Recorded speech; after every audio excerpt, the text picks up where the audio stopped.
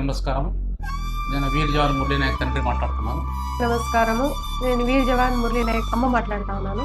ఎందుకు రా నువ్వు ఉండేది ఒకడే, మనకి వద్దు, ఈ జాబ్ వద్దు మనకి ఇట్లా అన్నా కూడా ఈ మురళి లేదమ్మా, నేను దేశం కోసం ఈ భారతదేశంకి సేవ చేయాలని నా కోరిక ఉంది. కానీ నాకు దాంట్లో ఒక రోజైనా నా మిలిటరీ డ్రెస్ వేసుకోవాలని నాకుంది. నేనేమన్నా నాకు అనుకోకుండా ఏమన్నా జరగతగిన మన భారతదేశం వాళ్ళందరూ మన ఇంటి దగ్గర ఉంటారు ఇట్లని నాతో చెప్పినారు సార్.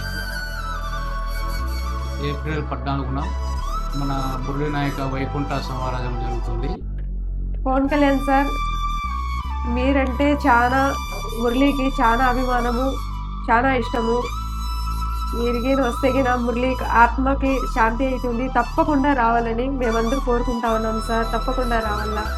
మేము మీ దగ్గర ఎలా చేరుకోవాలనేది మాకు తెలియటం లేదు, కానీ ఈ చిన్న వీడియో మీ దగ్గరగా షేర్ చేస్తున్నాము.